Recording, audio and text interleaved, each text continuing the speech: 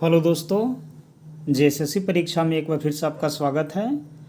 तो जैसा कि आप सब जानते हैं कि क्षितिज भाग 2 पुस्तक का जितना भी कविता का सेक्शन था वे सारे हम लोग पढ़ चुके हैं। ठीक है, तो अब आगे जो है वो सारा जो है वो गद्य खंड आ गया, यानी कि कहानी वाला सेक्शन आ गया। ठीक है, तो आज से हम लोग कहानी वाला सेक्शन को समाप्त करेंगे। इसके बाद हम लोग कृतिका भाग 2 पुस्तक को आरंभ करेंगे।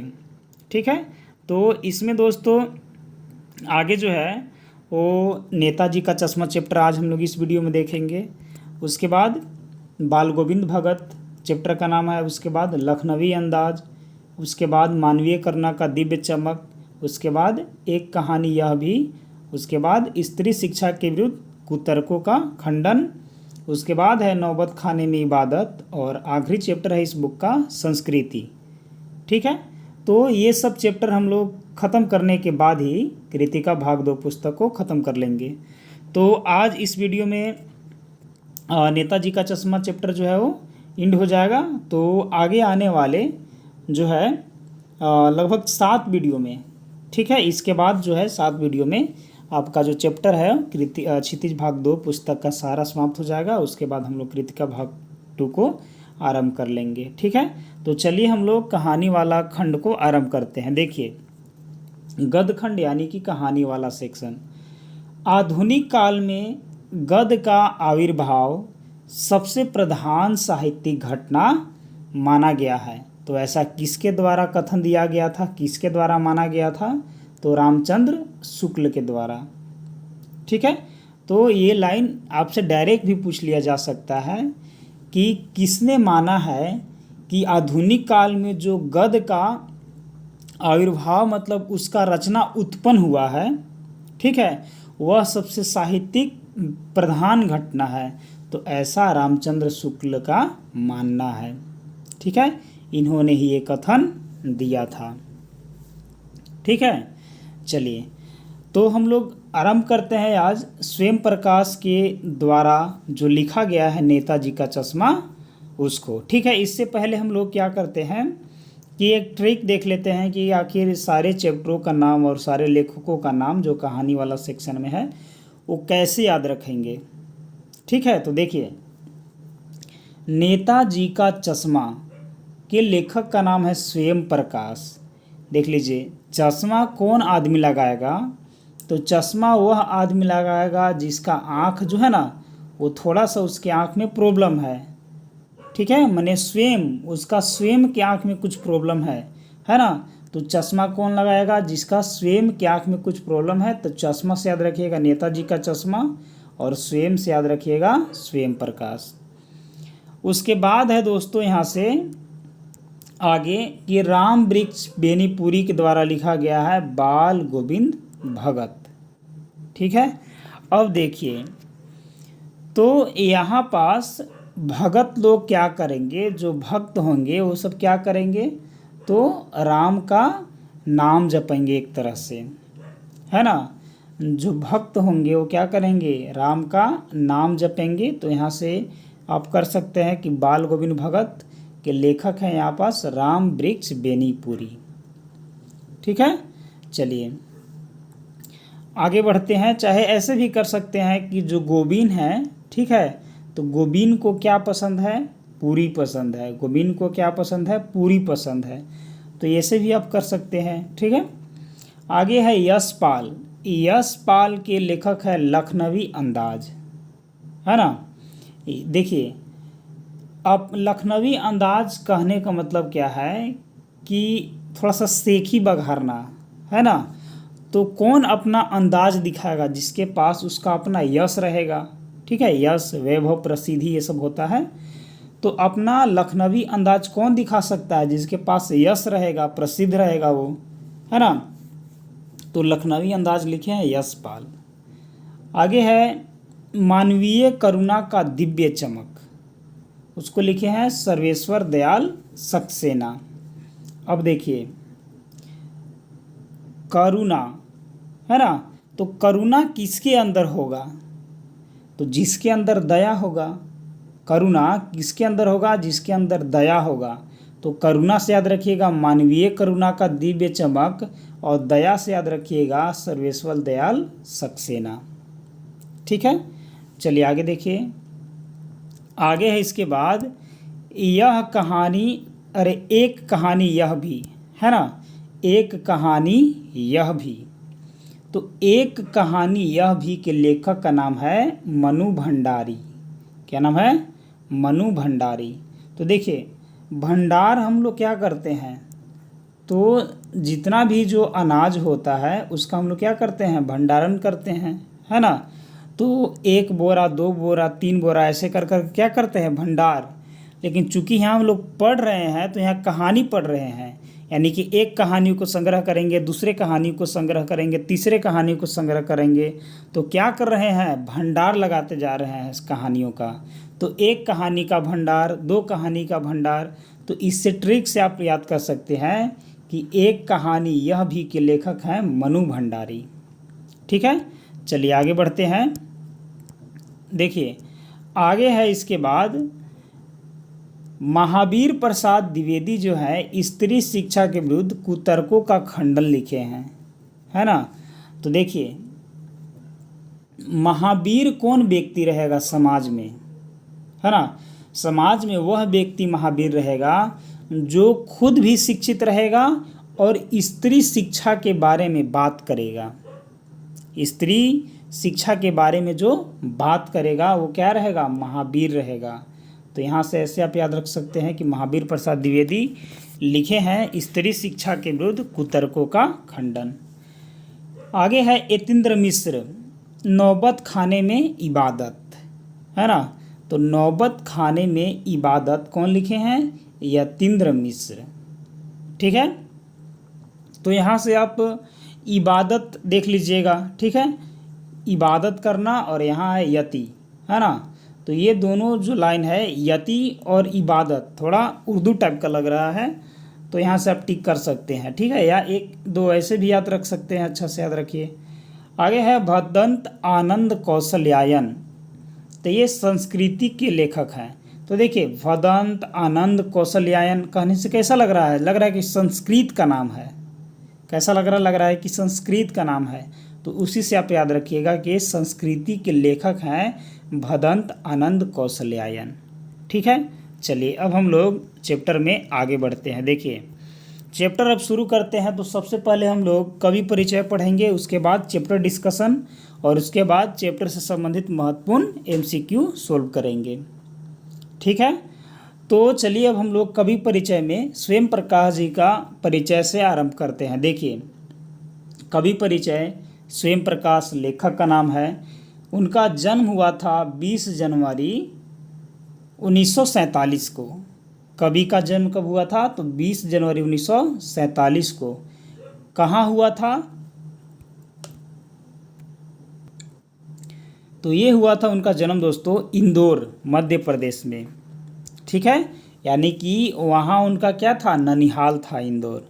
ठीक है, पैतृक घर जो है स्वयं प्रकाश का वो अजमेर राजस्थान है। क्या है, अजमेर राजस्थान। तो देखिए, भारत में जो रेगिस्तान का इलाका है राजस्थान है, और वहाँ जो है धूप भी बहुत निकलता है, यानी कि प्रकाश भी बहुत निकलता है। तो वहाँ से याद रखिएगा प्रकाश ज़्यादा कहाँ निकलता है, राजस्थान में। तो पैतृक गांव स्वयं प्रकाश का हो जाएगा अजमेर राजस्थान। लेकिन स्वयं प्रकाश का जो जन्म हुआ था ना, वो कहाँ हुआ था, तो उनके ननिहाल में, इंदौर मध्य प्रदेश में। इनका मृत्यु हुआ था 8 दिसंबर 2019 को। ठीक है, चलिए आगे बढ़ते हैं। 1966 में मैकेनिकल इंजीनियरिंग में डिप्लोमा ये किए थे। नेताजी का चश्मा के लेखक का नाम है स्वयं प्रकाश। और स्वयं प्रकाश क्या किए थे कि 1966 में मैकेनिकल इंजीनियरिंग में डिप्लोमा किए थे। ठीक है, और एक चीज़ आप यहाँ से और याद रखिएगा कि देखिए, पिछला चैप्टर का नाम था संगतकार, और संगतकार को लिखे हैं मंगलेश डबराल, है ना। तो मंगलेश डबराल का जो जन्म हुआ था वो हुआ था 1948 में, और उनका मृत्यु हुआ था 2020 में, ठीक है। तो इनका जन्म हुआ था कब? 1947 में। स्वयं प्रकाश का मृत्यु हुआ 2019 में। 1 साल बड़े थे ये, तो 1 साल पहले ही निकल गए, ठीक है। तो ऐसे आप इसको याद रख सकते हैं। दो लेखकों का जन्म तिथि एक साथ याद रखिएगा तो कुछ मिलता जुलता याद रहेगा तो ठीक है। चलिए आगे आगे बढ़ते हैं। देखिए, स्वयं प्रकाश जो है 1966 में मैकेनिकल इंजीनियरिंग में डिप्लोमा किए, ठीक है। नौकरी और कार्य के लिए कहाँ कहाँ काम किए? देखिए, नौकरी जब ये कर रहे थे तब राजस्थान में रहे, और क्या क्या में कार्य किए? तो भारतीय सेना में कार्य किए ये, ठीक है। कंपनी में काम किए, जयंती शिपिंग, और एक ग्रेट ईस्टर्न शिपिंग है उसमें भी काम किए, ठीक है। भारतीय डाक तार विभाग में ये काम किए, ठीक है। चलिए आगे है। इसके बाद देखिए, जो जयंती शिपिंग है और जो ग्रेट ईस्टर्न शिपिंग है इसमें शोर फीटर के रूप में काम किए थे, ठीक है। और स्टेशन असिस्टेंट के रूप में ये काम किए। हिंदुस्तान जिंक लिमिटेड राजभाषा अधिकारी के रूप में भी काम किए थे, ठीक है। ये कंपनी है, इसमें राजभाषा अधिकारी के रूप में काम किए थे। तो क्या क्या काम किए थे? ये सेना में भी रहे थे, जयंती शिपिंग और ग्रेट ईस्टर्न शिपिंग में फिटर के रूप में काम किए थे, भारतीय डाक सेवा में भी काम किए थे, स्टेशन असिस्टेंट के रूप में भी काम किए थे, और हिंदुस्तान जिंक लिमिटेड में राजभाषा अधिकारी के रूप में काम किए थे। चलिए आगे बढ़ते हैं। आगे है इसके बाद जो वसुत्रा पत्रिका है ना, उसमें ये संपादक से जुड़े थे, संपादन के कार्य से जुड़े थे। चलिए आगे बढ़ते हैं। इसके बाद देखिए, स्वयं प्रकाश के 13 कहानी संग्रह प्रकाशित हुई है। स्वयं प्रकाश के कितने कहानी संग्रह प्रकाशित हुआ है? तो 13, ठीक है। पहला है सूरज कब निकलेगा। पहला क्या है? सूरज कब निकलेगा। दूसरा है मात्रा और भार। तीसरा है आएंगे अच्छे दिन भी। उसके बाद है आदमी जात का आदमी। फिर है संधान। उसके बाद है आसमां कैसे कैसे। फिर है अगली किताब, और फिर है अगले जन्म, और फिर है छोटू उस्ताद, ठीक है। तो हाल का जो लिखा गया है वो छोटू उस्ताद है ना। तो इसको आप किसी भी प्रकार से ट्रिक से कर लीजिएगा तो याद हो जाएगा, ठीक है। जैसे देखिए, स्वयं प्रकाश कब होगा? अपने आप प्रकाश कब होगा? जब सूरज निकलेगा। अपने आप प्रकाश कब होगा? जब सूरज निकलेगा। और उस समय जो बादल का मात्रा है वो कम होना चाहिए। बादल का मात्रा जो है कम होना चाहिए, तब वो दिन अच्छा आएगा, माने सूरज अच्छा उगेगा, तब वह दिन अच्छा आएगा, ठीक है। तब सब आदमी जो है अपना अपना काम करेंगे। तब सब आदमी अपना अपना क्या करेंगे? संधान करेंगे, काम करेंगे, ठीक है। फिर कोई पूछेगा कि आसमां आज कैसा कैसा है, तो साफ साफ है पूरा, क्योंकि पूरा धूप निकला है, ठीक है। कोई किताब पढ़ेगा, ठीक है। कोई क्या करेगा? किताब पढ़ेगा। और छोटू उस्ताद का अगले जन्म के बारे में छोटू उस्ताद बात करेगा। देखिए, एक छोटा मोटा ट्रिक के सहारा से आप इसको याद रख सकते हैं। देखिए, स्वयं प्रकाश कब होगा? अपने आप उजाला कब होगा? जब सूरज निकलेगा, ठीक है। जब सूरज निकलेगा वह अच्छा मात्रा में निकलेगा, या बोल सकते हैं कि बादल का मात्रा जब कम रहेगा तब अच्छा से निकलेगा, ठीक है। तो उस दिन क्या होगा? अच्छा दिन आएंगे, ऐसे बोल सकते हैं कि पूरा धूप अच्छा उगा है, अच्छा दिन आ गया। फिर उस दिन जो जो भी आदमी है वे सब अपना संधान में जुट जाएंगे, अपना काम में जुट जाएंगे, ठीक है। तो उस दिन का आसमां कैसा है? उस दिन का आसमां कैसा है? तो इसे याद रख सकते हैं कि आसमां कैसा कैसा, ठीक है। उस दिन का आसमां कैसा है? तो साफ है, ठीक है। अब कोई क्या करेगा? अगली किताब। अब कोई क्या करेगा, अपना किताब वाला काम करेगा, और छोटू उस्ताद क्या करेगा, अगले जन्म के बारे में बात करेगा। तो यहाँ से आप इसको याद कर सकते हैं। तो स्वयं प्रकाश के जो कहानी संग्रह उसमें सूरज कब निकलेगा, ये 1981 में प्रकाशित हुआ। ठीक है। उसके बाद है मात्रा और भार, ये 1975 में। आएंगे अच्छे दिन भी, आदमी जात का आदमी, संधान 2006 में। आसमां कैसे कैसे, अगली किताब अगले जन्म 2002 में। और छोटू उस्ताद 2015 में। ठीक है। चलिए अब हम लोग आगे बढ़ते हैं। देखिए आगे है इसके बाद कि स्वयं प्रकाश का उपन्यास कौन कौन सा है। जलते जहाज पर, ज्योति रथ के सारथी, उत्तर जीवन कथा, बीच में विनय और ईंधन। इसमें दो बहुत महत्वपूर्ण है, बीच में विनय और ईंधन जो है ना, ये बहुत महत्वपूर्ण है। तो यहाँ से आप क्या कीजिए ना, देख लीजिए। स्वयं प्रकाश जो है उनका उपन्यास हम लोगों को याद करना है। ठीक है। तो देखिए जो जहाज होता है वो क्या है, एक तरह से हम लोग रथ बोल सकते हैं, पानी का रथ उसको बोल सकते हैं, है ना। जो जहाज होता है उसको हम लोग पानी का रथ बोल सकते हैं। ठीक है। और वह क्या है, वह समुंदर के बीच में चलेगा। वो जो जहाज है वो कहाँ चलेगा, समुंदर के बीच में चलेगा। ठीक है। और वह ईंधन लेके जाएगा, तो अगर उसमें आग लग गया तो स्वयं प्रकाश हो जाएगा। ठीक है। तो ट्रिक ऐसे लगा सकते हैं, एक उत्तर जीवन कथा ऐसे आप याद रखिएगा अलग से। ठीक है। देखिए यहाँ पास क्या है कि जहाज जो है वह एक तरह से पानी का रथ उसको हम लोग बोल सकते हैं। तो जहाज से हो जाएगा जलते जहाज, पानी का रथ से हो जाएगा ज्योति रथ के सारथी, और वह समुंदर के बीच से जाएगा। अगर उसके ईंधन में आग लग गया तो स्वयं प्रकाश हो जाएगा। यानी कि ये सब के लेखक हैं कौन, स्वयं प्रकाश।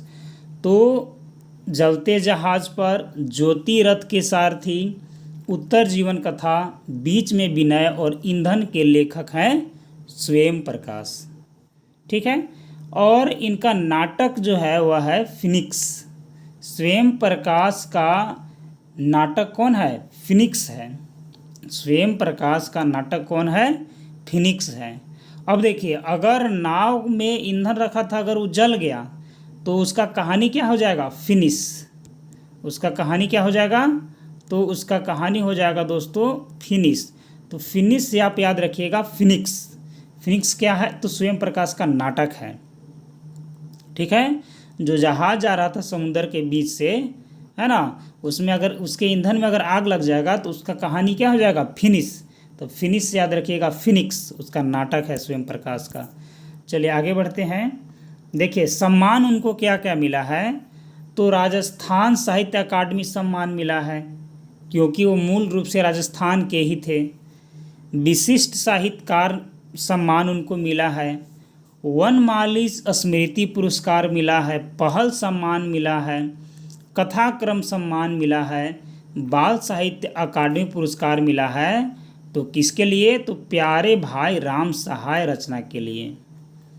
पूछ लिया जाएगा कि स्वयं प्रकाश को बाल साहित्य अकादमी पुरस्कार किस रचना के लिए दिया गया था, तो 4 ऑप्शन में से एक लिखा रहेगा प्यारे भाई राम सहाय के लिए। ठीक है। चलिए आगे बढ़ते हैं। देखिए मध्यवर्गीय जीवन के कुशल चितेरे स्वयं प्रकाश की कहानियों में वर्ग शोषण के विरुद्ध चेतना है। माने उनके कहानियों में जो है ना, वो किसी विशेष वर्ग के लोग जिस पर शोषण किया गया है उनका क्या है, उनके विरुद्ध चेतना जुड़ा हुआ है। तो हमारे सामाजिक जीवन में जाति, संप्रदाय और लिंग के आधार पर हो रहे भेदभाव के खिलाफ प्रतिकार का भी स्वर है। और जो समाज में जो भेदभाव चल रहा है ना, जाति, संप्रदाय, लिंग के आधार पर, उन पर क्या है, तो प्रतिकार है स्वयं प्रकाश जी का, उन सभी चीज़ों का एक खंडन करते हैं। रोचक किस्सा गोई शैली में लिखी गई उनकी कहानियाँ हिंदी की वाचिक परंपरा को समृद्ध करती है। इनकी कहानियाँ कैसे लिखा गया है, तो रोचक किस्सा गोई। ठीक है, चलिए। चारों ओर सीमाओं से घिरे भूभाग का नाम ही देश नहीं होता है। देखिए, सिर्फ चारों ओर का बाउंड्री से घिरा हुआ पार्ट का नाम देश नहीं होता है। देश बनता है उसमें रहने वाले सभी नागरिकों, नदियों, पहाड़ों, पेड़ पौधों, वनस्पतियों, पशु पक्षियों से और इन सब से प्रेम करने तथा इनकी समृद्धि के लिए प्रयास करने का नाम देशभक्ति है। ठीक है, देखिए, सारे चीज़ों के बारे में, सारे चीज़ों का उत्थान के बारे में सोचिएगा तो उससे अच्छा देश बनेगा, है ना। तो वही है कि देश सिर्फ बाउंड्री से घिरा हुआ सिर्फ ज़मीन का टुकड़ा का नाम नहीं है, बल्कि वहाँ जितने सभी नागरिक रह रहे हैं, जो नदियाँ, पहाड़, पेड़ पौधा, वनस्पति, पशु पक्षी और इन सबों के बीच का प्रेम है और उनका जो समृद्धि दिख रहा है, वे सब के सम्मिलित रूप को हम लोग क्या बोल सकते हैं, तो उस देश का देशभक्ति बोल सकते हैं। नेताजी का चश्मा कहानी कैप्टन चश्मे वाले के माध्यम से देश के करोड़ों नागरिकों के योगदान को रेखांकित चित्र जो है वो करती है। यानी कि देशभक्त किसको यहाँ दिखाया गया है, तो कैप्टन चश्मे वाला को। और एक कैप्टन चश्मे वाला जो है ना, वो हमारे देश के सभी नागरिकों का प्रतिनिधित्व है इस कहानी में, क्योंकि हमारे सभी जो नागरिक हैं वो क्या है, अपने आप में देशभक्त हैं, जो इस देश के निर्माण में अपने अपने तरीकों से सहयोग करते हैं। कहानी यह कहती है कि बड़े ही नहीं, बच्चे भी इसमें शामिल है। तो किस में, तो देशभक्ति में। चलिए, अब हम लोग इस कहानी को आरंभ करते हैं। देखिए, नेताजी का चश्मा कहानी का नाम है। हवलदार साहब को हर 15वें दिन कंपनी के काम के सिलसिले में उस कस्बे से गुजरना पड़ता था। देखिए, एक कहानी में हवलदार साहब हैं जो कि अपने कंपनी के काम से वहाँ से हर 15वें दिन में गुजरते थे। कस्बा मतलब न ही गांव है, न ही पूरा डेवलपमेंट शहर है, गांव और शहर का बीच का स्थान है वो। ठीक है, तो वैसे ही जगह से हर 15वें दिन में हवलदार साहब को गुजरना पड़ता था। कस्बा बहुत बड़ा नहीं था, जिसे पक्का मकान कहा जा सके वैसा ही कुछ मकान, और जिसे बाजार कहा जा सके वैसा ही एक बाजार था। मतलब ज़्यादा शहरनुमा घर भी नहीं था पक्का वाला, और ज़्यादा बड़ा मार्केट भी नहीं था, लेकिन ऐसा था जैसा उसको हम लोग बाजार बोल सकते हैं।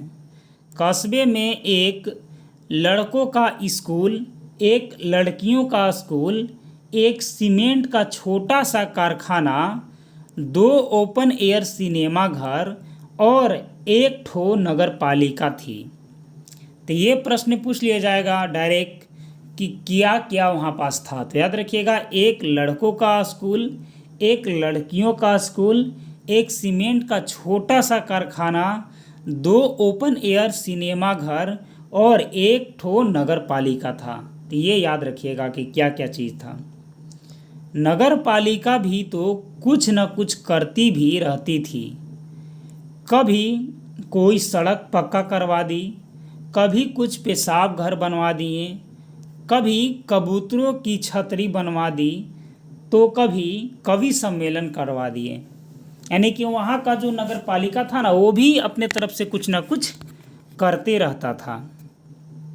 इसी नगर पालिका के किसी उत्साही बोर्ड या प्रशासनिक अधिकारी ने एक बार शहर के मुख्य बाजार के मुख्य चौराहे पर नेताजी सुभाष चंद्र बोस की एक संगमरमर की प्रतिमा लगवा दी।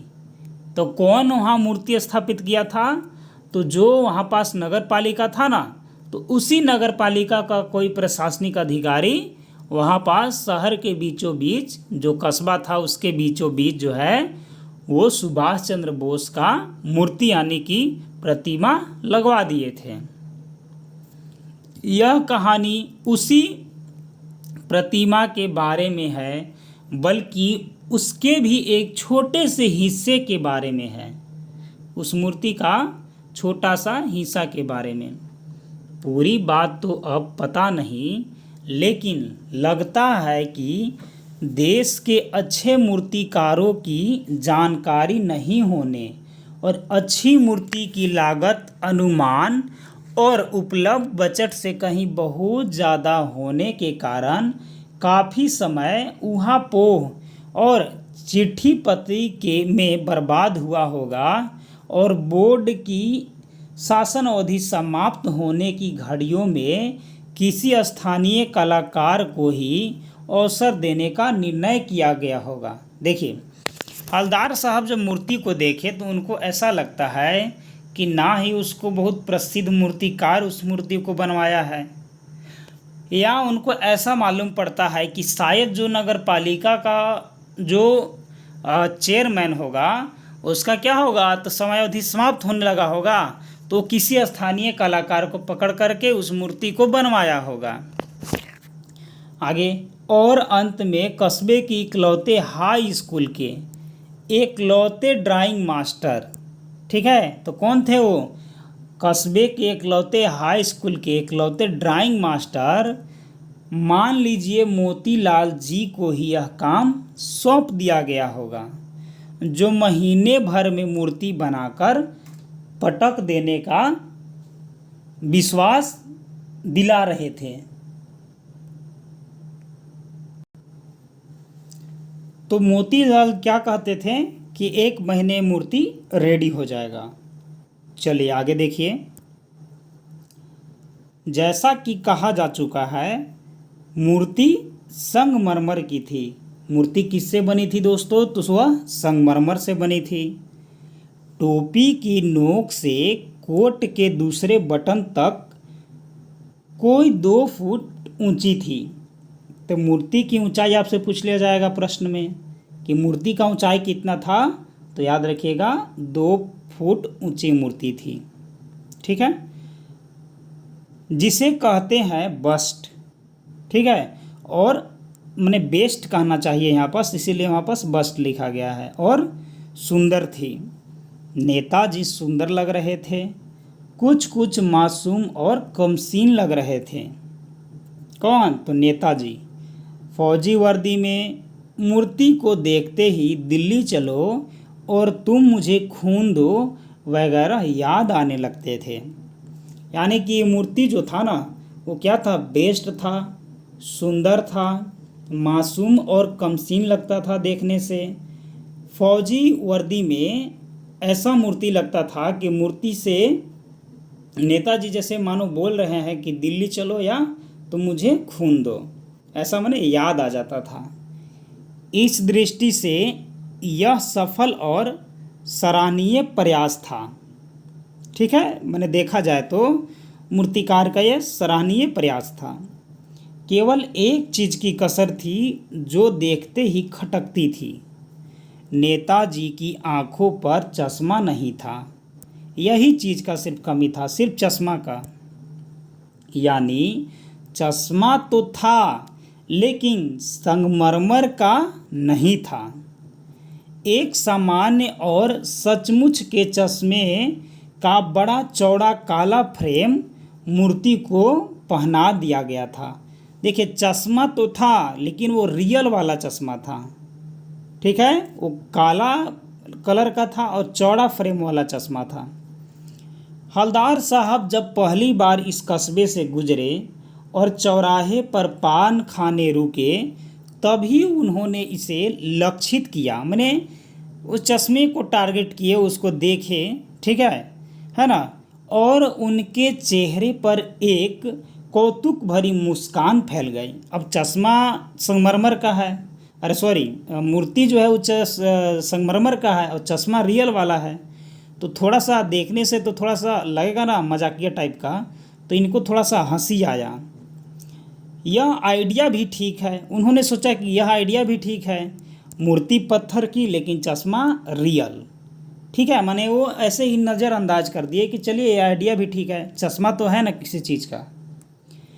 जीप कस्बा छोड़कर आगे बढ़ गई, तब भी हवलदार साहब इस मूर्ति के बारे में ही सोचते रहे। मैंने फिर पान खा करके जीप पे बैठे और वो वहाँ से चल दिए, लेकिन फिर भी वो मूर्ति के बारे में ही सोच रहे हैं। ठीक है, और अंत में इस निष्कर्ष पर पहुँचे कि कुल मिलाकर कस्बे के नागरिकों का यह प्रयास सराहनीय ही कहा जाना चाहिए।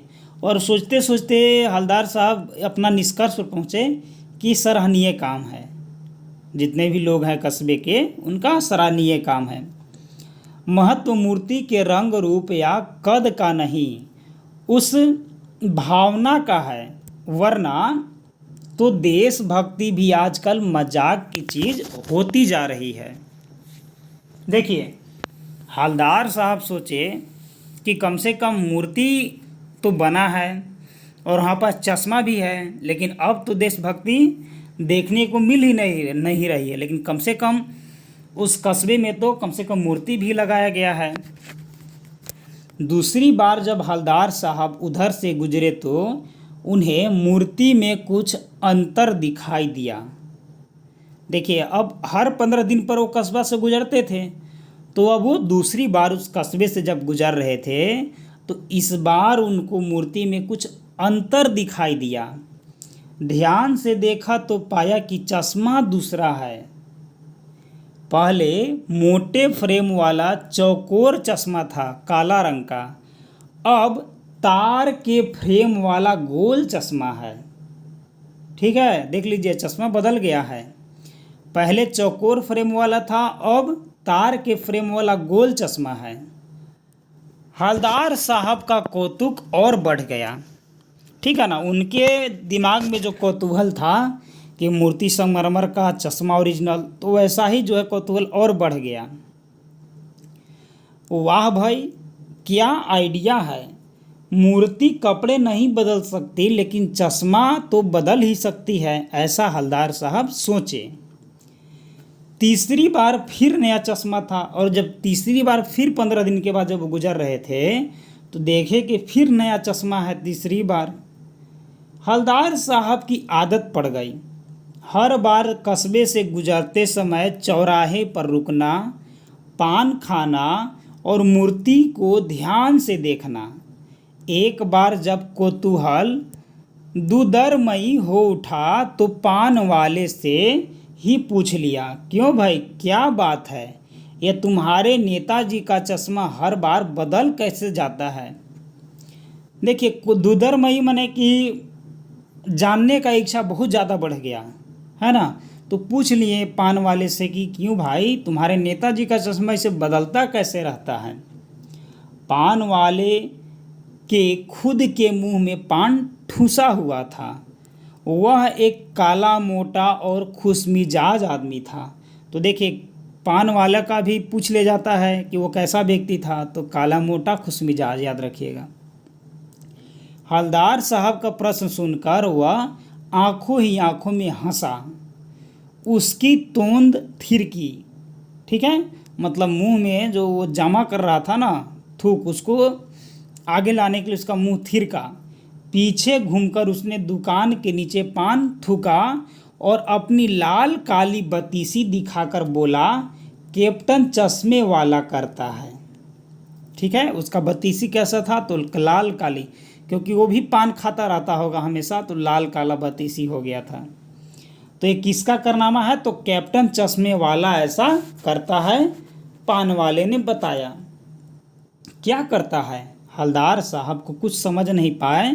अब हवलदार साहब पूछे क्या करता है, चश्मा चेंज कर देता है, पान वाले ने समझाया। पान वाले ने बोला हवलदार साहब को कि कैप्टन चश्मे वाला चश्मा चेंज कर देता है। क्या मतलब, क्यों चेंज कर देता है, हवलदार साहब अब भी नहीं समझ पाए। कोई ग्राहक आ गया समझो, उसको चौड़े चौखट चाहिए तो कैप्टन किधर से लाएगा। ठीक है, तो उसको मूर्ति वाला दे दिया, उधर दूसरा बिठा दिया। अब देखिए, मान लीजिए कि कोई ग्राहक आ गया चश्मे वाला के पास। अब वो बोला ग्राहक कि हमको चौकोर फ्रेम वाला चाहिए। तो चौकोर फ्रेम वाला तो सुभाष चंद्र बोस की मूर्ति पर चश्मे वाला पहना दिया था, तो वहाँ से उसको उतार करके अब ग्राहक को चौकोर फ्रेम वाला दे दिया और वहाँ पास अबरी गोल फ्रेम वाला लगा दिया चश्मा। ठीक है, ऐसा इसने बताया। अब हवलदार साहब को बात कुछ कुछ समझ में आई कि एक चश्मे वाला है जिसका नाम कैप्टन है, उसे नेताजी की बगैर चश्मे वाली मूर्ति बुरी लगती है, बल्कि आहत करती है, मानो चश्मे के बगैर नेताजी को असुविधा हो रही हो। ऐसा हवलदार साहब सोच रहे हैं कैप्टन चश्मे वाला के बारे में। इसलिए वह अपनी छोटी सी दुकान में उपलब्ध गिने चुने फ्रेम में से एक नेताजी की मूर्ति पर फिट कर देता है। लेकिन जब कोई ग्राहक आता है और उसे वैसा ही फ्रेम की दरकार होती है जैसा मूर्ति पर लगा हो, तो कैप्टन चश्मे वाला मूर्ति पर लगा फ्रेम संभवतः नेताजी से क्षमा मांगते हुए लाकर ग्राहक को दे देता है और बाद में नेताजी को दूसरा फ्रेम लौटा देता है। ऐसा हवलदार साहब भी सोच लिए कि ओहो, यहाँ पास एक कैप्टन चश्मे वाला है जो कि चश्मा का दुकान उसका है, और जब कोई ग्राहक को मूर्ति वाला फ्रेम का ही चश्मा पसंद आता है तो वह वहाँ से क्षमा मांग के मूर्ति से वह ग्राहक को दे देता होगा और अपने पास से दूसरा जो फ्रेम का चश्मा है वो सुभाष चंद्र की प्रतिमा को पहना देता होगा।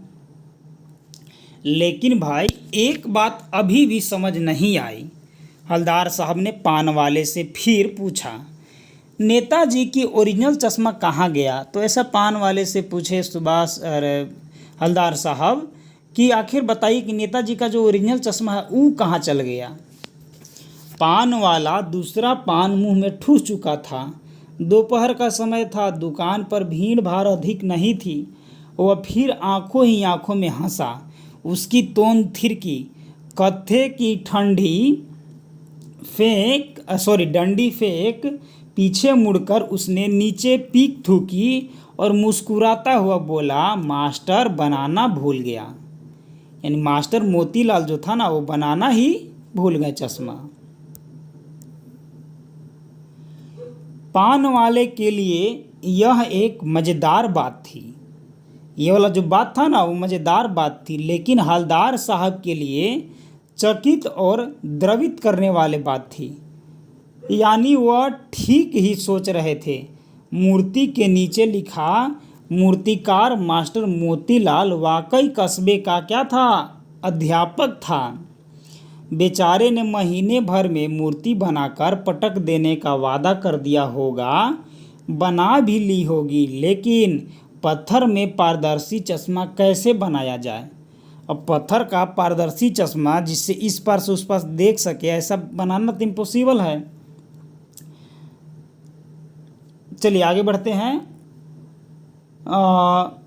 पारदर्शी चश्मा कैसे बनाया जाए, कांच वाला यह तय नहीं कर पाया होगा या कोशिश की होगी।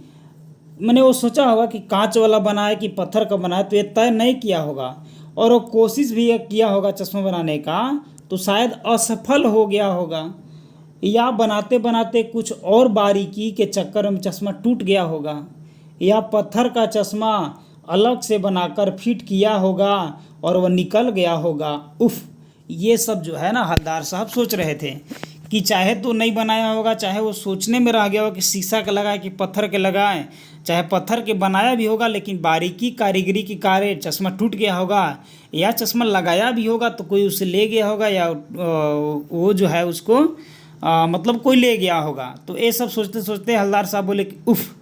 ठीक है, चलिए आगे देखते हैं। हवलदार साहब को यह सब कुछ बड़ा विचित्र और कौतुक भरा लग रहा था। इन्हीं ख्यालों में खोए खोए पान के पैसे चुकाकर चश्मे वालों की देशभक्ति के समक्ष नतमस्तक होते हुए वह जीप की तरफ चले, फिर रुके, पीछे मुड़े और पान वाले के पास जाकर पूछा, क्या कैप्टन चश्मे वाला नेताजी का साथी है या आज़ाद हिंद फौज का भूतपूर्व सिपाही? ऐसा पान वाले से हवलदार साहब पूछ लिए। पान वाला नया पान खा रहा था। पान पकड़े अपने हाथ को मुंह में 1.5 इंच दूर रोक कर उसने हवलदार साहब को ध्यान से देखा, फिर अपनी लाल काली बत्तीसी दिखाई और मुस्कुराकर बोला, नहीं साहब, वो लंगड़ा क्या जाएगा फौज में? ऐसा पान वाले ने उससे बोला। पागल है पागल, वो देखो वो आ रहा है, आप उसी से बात कर लो, फोटो ओटो छपवा दो उसका कहीं। ऐसे पान वाले ने कैप्टन चश्मे वाला के बारे में हवलदार साहब को बताया कि नहीं, वह लंगड़ा आदमी है, वह कैसे फौज में जाएगा, वह पागल है, ऐसे ऐसे वो बोला। हवलदार साहब को पान वाले द्वारा एक देशभक्त का इस तरह मजाक उड़ाया जाना अच्छा नहीं लगा। हवलदार साहब सोचे कि चश्मे वाला व्यक्ति तो क्या है, देशभक्त है, और पान वाला उसके बारे में ऐसे बोल रहा है, उसको पागल बोल रहा है, तो हवलदार साहब को ऐसे उनका मजाक उड़ाया जाना ठीक नहीं लगा। मुड़ कर देखा तो अवाक रह गए। एक बेहद बूढ़ा मरियल सा लंगड़ा आदमी, सिर पर गांधी टोपी और आंखों पर काला चश्मा लगाए, एक हाथ में एक छोटी सी संदूकची और दूसरे हाथ में एक बांस का टंगे बहुत से चश्मे लिए अभी अभी एक गली से निकला था। तो पूछ लिया जाएगा कि कैप्टन चश्मे वाला कैसा था? तो एक बूढ़ा मरियल सा लंगड़ा आदमी था, सिर पर गांधी टोपी पहनते थे, आंखों पर काला चश्मा लगाए हुए थे। ठीक है, तो ऐसा पूछ लिया जाएगा। और अब एक बंद दुकान के सहारे अपना बांस टिका रहा था, तो इस बेचारे की दुकान भी नहीं फेरी लगाता है। हवलदार साहब चक्कर में पड़ गए। देखिए, हवलदार साहब सोचे कि ओफो, जो चश्मे वाला है ना, इसका कोई अपना दुकान नहीं है, ये जो है बेचारा फेरी लगा कर बेचता है। पूछना चाहते थे इसे कैप्टन क्यों कहते हैं। पान वाले से पूछना चाहते थे कि आखिर चश्मे वाला को कैप्टन क्यों कहते हैं, क्या यही इसका वास्तविक नाम है? लेकिन पान वाले ने साफ बता दिया था कि अब वह इस बारे में और बात करने को तैयार नहीं है। ड्राइवर भी बेचैन हो रहा था, काम भी था। हवलदार साहब जीप में बैठकर चले गए। 2 साल तक हवलदार साहब अपने काम के सिलसिले में उस कस्बे से गुजरते रहते और नेताजी की मूर्ति में बदलते हुए चश्मे को देखते रहते। तो प्रश्न आएगा कि हवलदार साहब उस कस्बे से कितने साल तक गुजरते हुए चश्मे को देखते थे? तो 2 साल तक। कभी गोल चश्मा तो कभी चौकोर, कभी लाल, कभी काला, कभी धूप का चश्मा, कभी बड़े कांचों वाला गोगो चश्मा, पर कोई न कोई चश्मा होता जरूर। उस धूल भरी यात्रा में हवलदार साहब का कौतुक और प्रफुल्लता के कुछ क्षण देने के लिए, माने उनको जो है उस मूर्ति से लगाव हो गया था, तो उसको देखते थे, उनके मन में कुछ खुशी आता था। तो उसी क्षण का बारे में बात बोल रहा है यहाँ। फिर एक बार ऐसा हुआ कि मूर्ति के चेहरे पर कोई भी कैसा भी चश्मा नहीं था। उस दिन पान की दुकान भी बंद थी। चौराहे की अधिकांश दुकानें उस दिन क्या था? बंद था। अगली बार भी मूर्ति की आंखों पर चश्मा नहीं था। हवलदार साहब ने पान खाया और धीरे से पान वाले से पूछा, क्यों भाई, क्या बात है? आज तुम्हारे नेताजी की आंखों पर चश्मा नहीं है? ऐसा हवलदार साहब ने पान वाले से पूछ लिया। पान वाला उदास हो गया। उसने पीछे मुड़कर मुंह का पान नीचे थूका और सिर झुकाकर अपनी धोती के सिरे से आंखों पोंछता हुआ बोला, साहब, कैप्टन मर गया। पान वाले ने हवलदार साहब को बताया। और कुछ नहीं पूछ पाए हवलदार साहब, कुछ पल चुपचाप खड़े रहे, फिर पान के पैसे चुपचाप दिए और चुपचाप जीप में आ बैठे और रवाना हो गए। बार बार सोचते क्या होगा उस कौम का जो अपने देश की खातिर घर गृहस्थी, जवानी, जिंदगी सब कुछ होम देने वाले पर भी हंसती है। माने सब कुछ जो है भूल जा रहा है और लोग सेवा दे रहे हैं देश के प्रति, वैसे आदमी पर भी हंस रहे हैं, तो ऐसा कौम का क्या होगा। और अपने लिए बिकने के मौके ढूंढती है। दुखी हो गए। 15 दिन बाद फिर उसी कस्बे से गुजरे। कस्बे में घुसने से पहले ही ख्याल आया कि कस्बे की हृदयस्थली में सुभाष की प्रतिमा अवश्य ही प्रतिष्ठापित होगी, लेकिन सुभाष की आंखों पर चश्मा नहीं होगा। हवलदार साहब मन में सोचे कि देखिए, मूर्ति तो चौराहे पर लग गया है, वो तो हुआ होगा ही, लेकिन उसके आंखों पर आज चश्मा नहीं होगा, क्योंकि मास्टर बनाना भूल गया और कैप्टन चश्मे वाला जो था वो व्यक्ति मर गया। सोचा आज वहाँ रुकेंगे नहीं, पान भी नहीं खाएंगे, मूर्ति की तरफ देखेंगे भी नहीं, सीधे निकल जाएंगे। ड्राइवर से कह दिया चौराहे पर रुकना नहीं, आज बहुत काम है, पान आगे कहीं खा लेंगे। तो हवलदार साहब ऐसा आज कुछ बोले, लेकिन आदत से मजबूर आंखें चौराहे आते ही मूर्ति की तरफ उठ ही गई। हवलदार साहब सोचे थे कि मूर्ति की तरफ नहीं देखेंगे, लेकिन आदत से वो मजबूर थे तो मूर्ति की तरफ देख लिए। कुछ ऐसा देखा कि चीखे रोको, मैंने कुछ ऐसा देखा मूर्ति में कि जोर से चिल्लाए कि रोको। जीप स्पीड में थी, ड्राइवर ने जोर से ब्रेक मारे। रास्ता चलते लोग देखने लगे। जीप रुकते न रुकते हवलदार साहब जीप से कूदकर तेज तेज कदमों में मूर्ति की तरफ लपके और उसके ठीक सामने जाकर अटेंशन में खड़े हो गए। जब मूर्ति की तरफ देखे तो उनको कुछ कौतूहल लगा। ड्राइवर को बोले कि रोको, तैसे वो रोका गाड़ी, और गाड़ी जो है वो मोशन में ही था, तैसे ही उतर गए और जाके मूर्ति के पास अटेंशन में खड़े हो गए। मूर्ति की आंखों पर सरकंडे से बना छोटा सा चश्मा रखा हुआ था, जैसे बच्चे बना लेते हैं। हवलदार साहब भावुक हैं। इतनी सी बात पर उनकी आंखें भर गई। हवलदार साहब जो है ना, वो भावुक हो गए और उनकी आंख भर गया। वो समझ गए कि शायद कोई बच्चे लोग बना करके चश्मा पहना दिए हैं। चलिए, अब हम लोग चैप्टर ये समाप्त हो गया है। अब हम लोग इसके बाद कुछ महत्वपूर्ण तथ्य जानेंगे, फिर उसके बाद MCQ सोल्व करेंगे। ठीक है, तो बने रहिए वीडियो में इसी प्रकार। देखिए, नीचे दिए गए निबंध का अंश पढ़िए और समझिए कि गद्य की विविध विधाओं में एक ही भाव की अलग अलग प्रकार से कैसे व्यक्त किया जा सकता है। देखिए, देश प्रेम में यहाँ कुछ इम्पोर्टेंट चीज़ दिया हुआ है, इसको हम लोग जानते हैं। देखिए, देश प्रेम है क्या? प्रेम ही तो है। देश प्रेम क्या है? तो प्रेम है। इस प्रेम का आलंबन क्या है? सारा देश अर्थात मनुष्य, पशु पक्षी, नदी नाले, वन पर्वत सहित सारी भूमि। ठीक है, तो सारा देश आएगा इसके आलंबन में।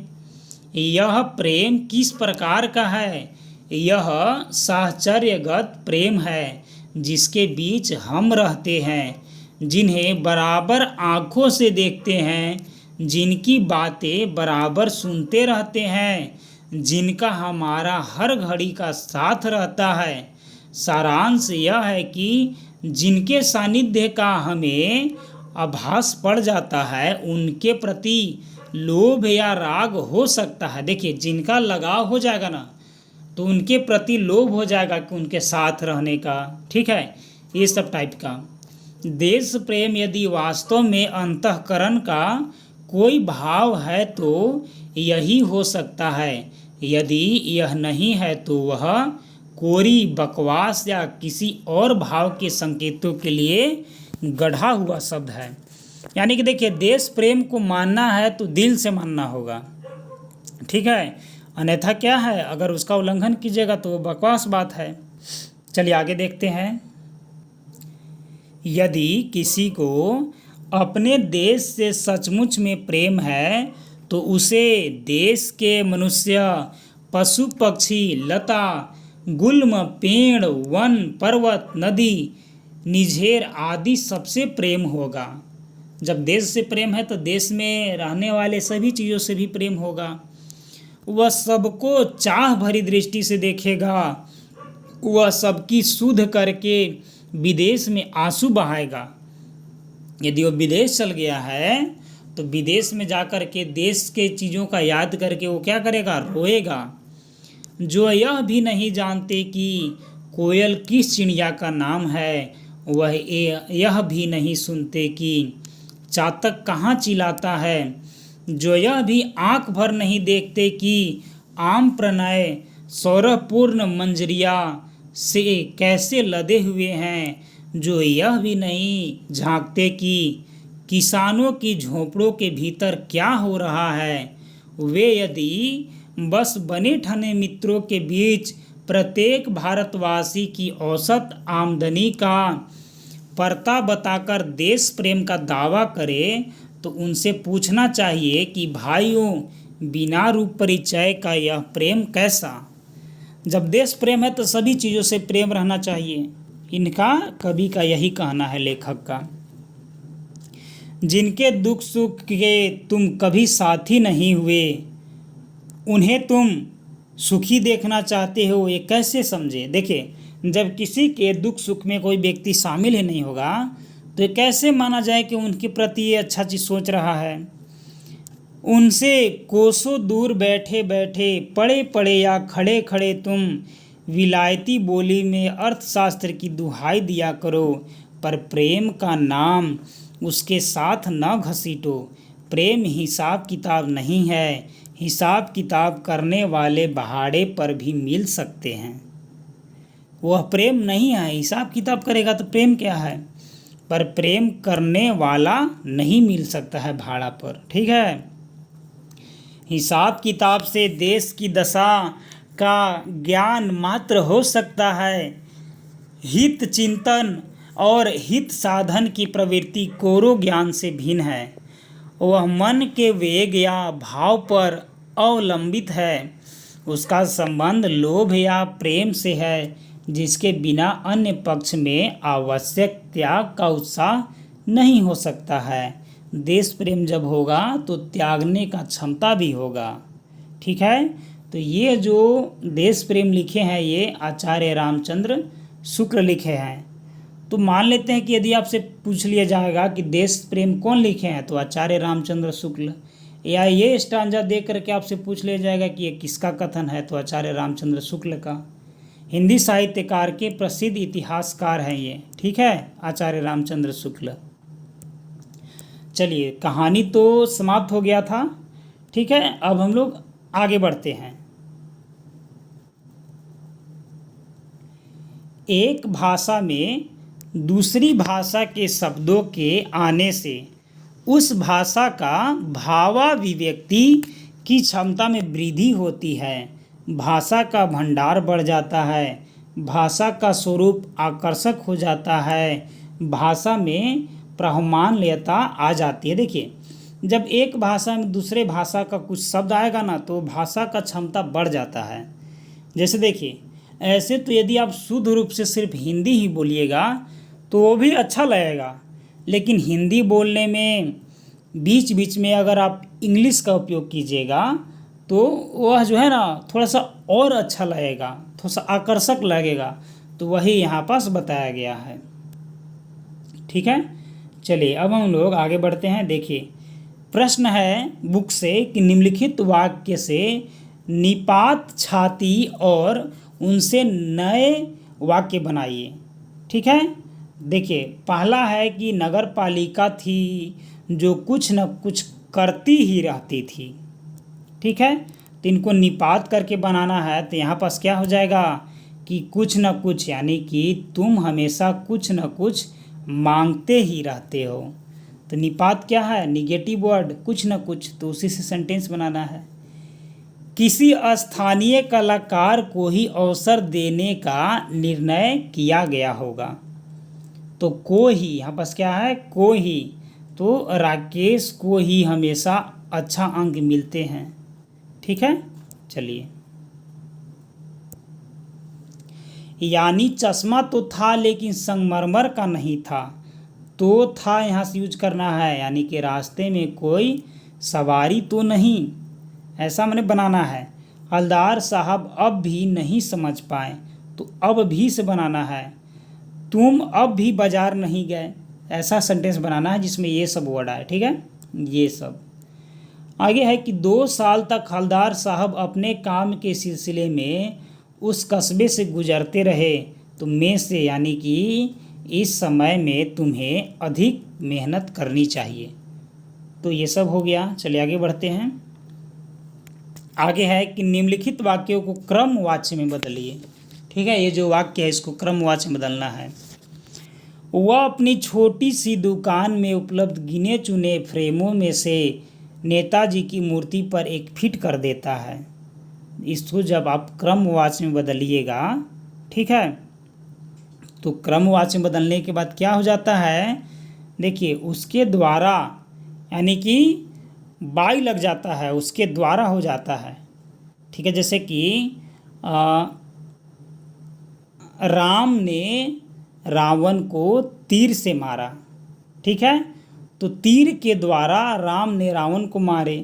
तो क्रमवाच्य में क्या है, वो सब्जेक्ट बन जाएगा, जो कर्म है, ऑब्जेक्ट है वो, तो वही यहाँ पास किया गया है। तो आंसर हो जाएगा उसके द्वारा अपनी छोटी सी दुकान में उपलब्ध गिने चुने फ्रेमों से नेताजी की मूर्ति पर फिट कर दिया जाता है।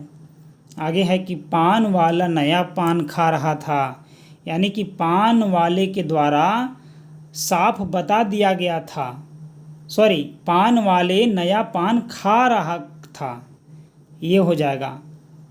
आगे है ग में कि पान वाले ने साफ बता दिया, तो यहाँ पास हो जाएगा पान वाले के द्वारा, यहाँ द्वारा लग जाएगा। ठीक है, क्रमवाचक बदलिएगा तो। ड्राइवर ने जोर से ब्रेक मारा, यानी कि ड्राइवर के द्वारा जोर से ब्रेक मारा गया हो जाएगा यहाँ पास। नेताजी ने देश के लिए अपना सब कुछ त्याग दिया, यानी नेताजी के द्वारा देश के लिए अपना सब कुछ त्याग दिया गया। चलिए आगे है। हवलदार साहब ने चश्मे वाले की देशभक्ति का सम्मान किया, तो हो जाएगा हवलदार साहब के द्वारा चश्मे वाले की देशभक्ति का सम्मान किया गया। क्रमवाचक बदलना था। ठीक है, चलिए आगे बढ़ते हैं। नीचे लिखे वाक्यों को भाववाचक में बदलिए। अब देखिए भाववाचक में बदलना है। माँ बैठ नहीं सकती, तो इसका भाववाचक हो जाएगा कि माँ से बैठा नहीं जाता। माँ देख नहीं सकती, अरे सॉरी, मैं देख नहीं सकती, तो यहाँ हो जाएगा, सकता कर लीजिए, तो यहाँ हो जाएगा मुझसे देखा नहीं जाता। चलो अब सोते हैं, तो यहाँ हो जाएगा चलो अब सोया जाए। माँ रो भी नहीं सकती, यहाँ हो जाएगा माँ से रोया भी नहीं जाता। तो ये भाववाचक बदलना हो गया। तो आपसे सेंटेंस में वहाँ पूछ लिया जाएगा प्रश्न में कि इसको भाववाचक में बताया गया है, इसमें कौन ऑप्शन सही है, या इस सेंटेंस को क्रमवाचक बदल गया है, इस निम्नलिखित में से चुनिए कि कौन सही है। तो आप ऐसे कर लीजिएगा। हालांकि हम लोग इसको ग्रामर में अच्छे तरीक़ा से पढ़ेंगे। ठीक है, यहाँ पास बुक में दिया था तो शॉर्ट में हम लोग जान लिए। चलिए अब हम लोग इस चैप्टर से संबंधित महत्वपूर्ण MCQ प्रश्न जो है वो सोल्व करेंगे। ठीक है, तो चलिए प्रश्न नंबर 1 के साथ हम लोग आरंभ करते हैं। देखिए प्रश्न नंबर 1 है कि नेताजी की मूर्ति की ऊंचाई कितनी थी। नेताजी की मूर्ति का जो ऊंचाई था वो कितना था, 2 फीट था। हवलदार साहब का स्वभाव कैसा था। हवलदार साहब का जो स्वभाव था वह कैसा था, तो देशभक्त आदमी थे, देशभक्त थे। नेताजी की बगैर चश्मे वाली मूर्ति किसे बुरी लगती थी, तो नेताजी के बगैर चश्मे वाली मूर्ति किसको खराब लगता था, तो चश्मे वाले को। चलिए आगे देखते हैं। हवलदार साहब किस बात पर दुखी हो गए। हवलदार साहब किस बात पर दुखी हो गए थे, क्योंकि दुनिया के जो लोग हैं ना, वो सब, उनका स्वभाव जो है वो स्वार्थी है, वो देश प्रेमी से भी अच्छा लगाव नहीं रखते हैं। चलिए आगे बढ़ते हैं। पहली बार कस्बे से गुजरने पर हवलदार साहब मूर्ति पर क्या देखकर चौंके? तो मूर्ति पर रियल वाला चश्मा था। क्या था? रियल वाला चश्मा था। एक बार कस्बे से गुजरते समय हवलदार साहब मूर्ति को क्यों नहीं देखना चाहते थे? ठीक है, क्यों नहीं देखना चाहते थे? कि उस मूर्ति पर चश्मा कुछ दिन पहले नहीं था, इसलिए वह सोचे कि मूर्ति पर चश्मा नहीं होगा, इसलिए आज हम देखबे ही नहीं करेंगे। ठीक है। नेताजी की मूर्ति पर सरकंडे का चश्मा किसने लगाया होगा? ऐसा हवलदार साहब सोचे। तो कौन लगाए थे? तो बच्चे लोग लगाए थे। स्वयं प्रकाश का जन्म कब हुआ था? ठीक है, स्वयं प्रकाश का जन्म बताना है कि कब हुआ था। तो स्वयं प्रकाश का जन्म हुआ था दोस्तों 1947 में और मृत्यु हुआ था 2019 में। हालांकि आगे वाला प्रश्न यही है, तो 2019 हम लोग जान लिए। स्वयं प्रकाश के कुल कितने कहानी संग्रह अब तक प्रकाशित हो चुके हैं? तो हम लोग वहाँ पास कहानी में डिस्कस कर लिए थे कि 13 कहानी है। स्वयं प्रकाश के बचपन और नौकरी का बड़ा हिस्सा किस राज्य में गुजरा? ठीक है, बचपन का और नौकरी का जो बड़ा हिस्सा है वह किस राज्य में गुजरा था? तो राजस्थान का। ठीक है, सॉरी, राजस्थान में। स्वयं प्रकाश को कौन कौन से सम्मान प्राप्त हुए? बनमाली सम्मान मिला, पहल सम्मान मिला, राजस्थान साहित्य अकादमी पुरस्कार मिला, ये सभी। और एक बाल साहित्य अकादमी पुरस्कार भी उनको मिला था, याद रखिएगा, वो महत्वपूर्ण भी है। आगे, स्वयं प्रकाश ने कौन सी पढ़ाई की थी? स्वयं प्रकाश जो है वो कौन सी पढ़ाई किए थे? तो मैकेनिकल इंजीनियरिंग किए थे।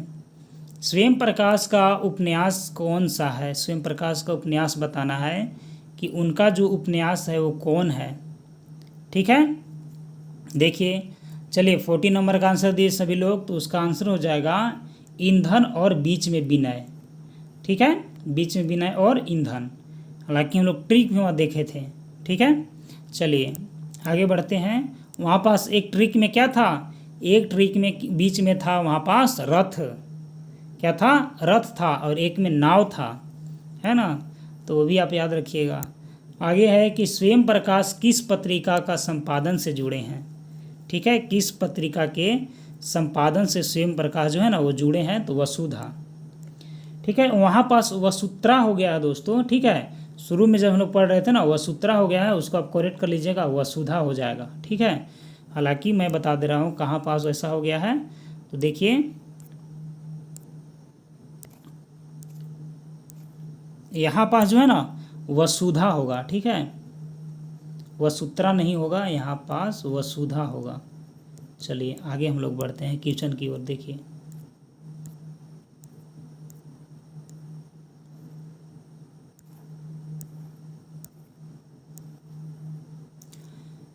कस्बे में किस चीज़ का कारखाना लगा हुआ था? ठीक है, तो कस्बे में एक क्या था? तो कस्बे में सीमेंट कारखाना था। हवलदार साहब चौराहे पर क्या खाने के लिए रुकते थे? पान खाने के लिए हवलदार साहब रुकते थे। हवलदार साहब ने उत्सुकता पूर्वक नेताजी के चश्मे के बारे में किससे पूछा? ठीक है, तो पान वाले से पूछे थे। हवलदार साहब कितने दिनों के अंतराल पर कस्बे से गुजरते रहते थे? तो 15 दिनों के अंतराल पर। कस्बे में लड़कों एवं लड़कियों के लिए कुल कितने स्कूल थे? तो एक बॉयज स्कूल था और एक गर्ल्स स्कूल था। ठीक है, चलिए तो आगे बढ़ते हैं। इसके बाद यहाँ 2 स्कूल है। ठीक है, नेताजी की मूर्ति किससे बनी? मूर्ति जो थी वो किससे बनी हुई थी? तो संगमरमर से बनी हुई थी। मास्टर मोतीलाल कौन थे? मास्टर मोतीलाल जो है वो कौन थे? तो ड्राइंग मास्टर थे। ठीक है, हवलदार साहब किस सिलसिले में कस्बे से गुजरते थे? ठीक है, तो 15 दिन पर वो गुजरते थे, तो किस सिलसिले से गुजरते थे? तो अपना कंपनी के काम से रिलेटेड चीज़ों के बारे में वहाँ से गुजरते थे। नेताजी की प्रतिमा कितनी ऊंचाई थी उसका? तो 2 फीट था। कैप्टन चश्मे वाला कैसा व्यक्ति था? ठीक है, तो बेहद बूढ़ा मरियल सा व्यक्ति था वह। मूर्ति का कौन सा भाग संगमरमर का नहीं था? तो चश्मा जो था ना वो संगमरमर का नहीं था। ठीक है, चलिए आगे बढ़ते हैं। कस्बे में विकास कार्य किसके द्वारा कराया जाता था? ठीक है, तो नगर पालिका के द्वारा विकास का कार्य जो है ना वो कराया जाता था। कहानी के अंत में मूर्ति की आंखों पर हवलदार साहब को कैसा चश्मा लगाया हुआ दिखा था? तो सरकंडे का चश्मा जो है वो लगाया हुआ दिखा था। कस्बे में कितने सिनेमा घर थे? कस्बे में कितने सिनेमा घर थे? तो एक सिनेमा घर था। ठीक है, कस्बे में बताना है कि कितने सिनेमा घर था, तो खुला हुआ था। ठीक ना, चलिए आगे बढ़ते हैं। इसके बाद किसके मृत्यु पर हवलदार साहब बहुत दुखी हुए? ठीक है, किसके मृत्यु पर हवलदार साहब जो है वो दुखी हुए थे? तो कैप्टन चश्मे वाला। दिल्ली चलो का नारा किसने दिया? तो नेताजी सुभाष चंद्र बोस। नेताजी का चश्मा कहानी लेखन शैली कैसा है? जो कहानी का लेखन शैली है वो कैसा है? तो किस्सा गोई है। कैसा है? किस्सा गोई है। प्रतिमा में नेताजी का कपड़ा कैसी थी? जो प्रतिमा था उसमें नेताजी का कपड़ा जो था वो कैसा था? तो फौज की तरह था। पान वाला कैसा व्यक्ति था? पान वाला जो था वह कैसा व्यक्ति था? तो काला मोटा एवं खुशमिजाज व्यक्ति था। काला मोटा एवं खुशमिजाज व्यक्ति था। आगे इसके बाद की हवलदार साहब की नज़र में चश्मे वाला व्यक्ति जो था वो कैसा था? तो देश प्रेमी था, देशभक्त था। हवलदार साहब किस वाहन से कस्बे से गुजरते थे? ठीक है, तो किस वाहन से गुजरते थे? तो जीप से गुजरते थे। तो दोस्तों मिलेंगे हम लोग अगले वीडियो में। आज के लिए इतना ही, तब तक के लिए धन्यवाद।